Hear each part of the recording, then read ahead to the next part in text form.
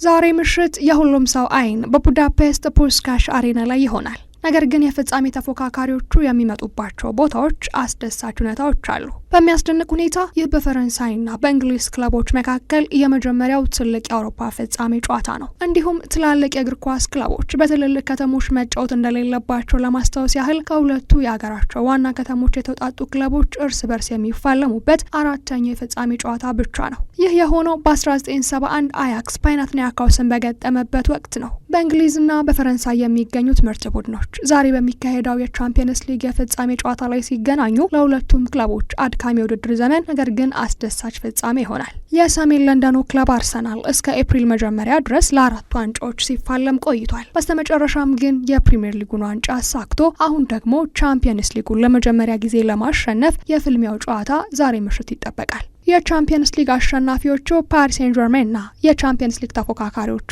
አርሰናሎች የ2025-26 የውድድር ዘመንን በአሸናፊነት ለመደምደም ፑሽካሽ አሬና ከትመዋል። የሉዊስ ኤንሪኬ ቡድን የቻምፒየንስ ሊግ ዋንጫን በተከታታይ ያሸነፈ የመጀመሪያው የፈረንሳይ ቡድን ለመሆን እየጣረ ያለበት ወቅት ነው። በአንጻሩ መድፈኞቹ ደግሞ በአውሮፓ የበላይነት ላይ ለመጀመሪያ ጊዜ ያልተሳካላቸውን ውድድር ከ20 ዓመታት በኋላ በታዋቂው ዋንጫ ስማቸውን ለማስመዝገብ ይፈልጋሉ። ለአርሰናል ደጋፊ ይህ ጨዋታ ከተራ 90 ደቂቃ በላይ ነው። የብዙ ዓመታት ትዕግስት፣ ተስፋና ፍቅር የሚፈተንበት ምሽት። ለአሰልጣኝ ሚኬል አርቴታ ይህ የመጀመሪያው የአውሮፓ ዋና ፍጻሜ ጨዋታ ይሆናል። ሉዊስ ኤንሪኬ ከሁሉም በላይ ባርሴሎናና ፒኤስጂን በዋና አሰልጣኝነት ወደ ቻምፒየንስ ሊግ ድሎች መርተዋቸዋል። ይሁን እንጂ ሚኬል አርቴታ በፍጻሜው ጨዋታ የቀድሞ ጓደኛውን ፍጹም ሪካርድ ለማበላሸት ውድድሩ ላይ ቆርጦ ይገባል።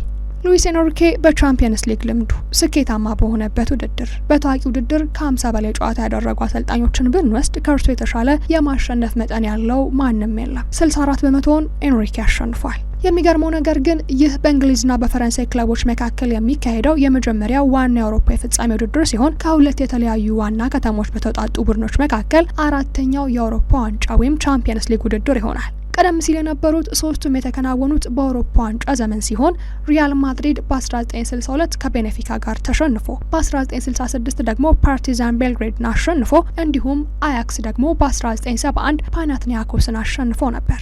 ይህ የቻምፒየንስ ሊግ የፍጻሜ ጨዋታ ሁለት ከአንድ ሀገር የተውጣጡ አሰልጣኞችን የሚያሳትፍ አራተኛው ሲሆን ከ2020 ሃንሲ ፊሊክ ባየር ሙኒክና ቶማስ ቱሄል ፒኤስጂ በኋላ የመጀመሪያው ይሆናል። ይህ ውድድር ሁለት የስፔን አሰልጣኞችን እርስ በርስ የሚያጋጥም የመጀመሪያው አጋጣሚ ይሆናል። አርቴታ ከዚህ በፊት በአህጉራዊ የፍጻሜ ውድድር ላይ በአሰልጣኝነትም ሆነ በተጫዋችነት ተሳትፎ አያውቅም። ዛሬ የሚካሄደው የቻምፒየንስ ሊግ የፍጻሜ ጨዋታ የእንግሊዝ ፕሪሚየር ሊግ ሻምፒዮኑ አርሰናል እና የፈረንሳይ ሊግ አንድ አሸናፊው እንዲሁም የቻምፒየንስ ሊጉ አሸናፊ የሚፋለሙበት ነው።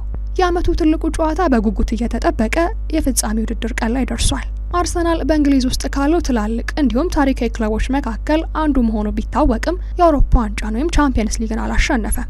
አርሰናል ከ20 ዓመታት በፊት በባርሴሎና ሽንፈት ደርሶበት አንድ ጊዜ ብቻ ወደ ፍጻሜው ደርሷል። መድፈኞቹ ከ2003-2004 ኢንቫይንሲብልስ በኋላ የመጀመሪያውን የፕሪሚየር ሊግ ዋንጫ ሲያነሱና ፒኤስጂ ደግሞ ለአምስተኛ ተከታታይ የሊግ አንድ ዋንጫን ሲያሸንፍ ሁለቱም በሀገር ውስጥ የሊግ ውድድር ድልን ያስመዘገቡ ሁለት ቡድኖች መካከል አጓጊ ውድድር እንደሚደረግ ይጠበቃል።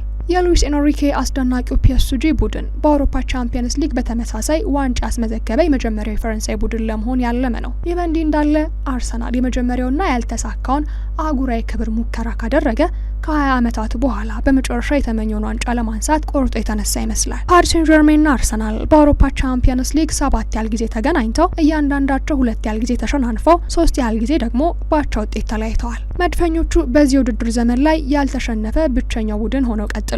በሁለቱም ቡድኖች በኩል ያን ያህል አስጊ የጉዳት ዜና ያለ አይመስልም። ሚካኤል ሜሪኖና ዩሪያን ቲምበር ጨዋታውን ሊጀምሩ የሚችሉበት እድል ሰፊ እንደሆነ ተነግሯል። በአንጻሩ ፒኤስጂዎች ሀኪሚ በእርግጠኝነት ለጨዋታው ብቁ እንደሆነ ባያረጋግጡም ማክሰኞ የቡድን ልምምዱን ቀጥሏል። አጥቂው ዴምቤሌም ከደረሰበት ጉዳት አገግሞ ወደ ልምምዱ ተመልሷል።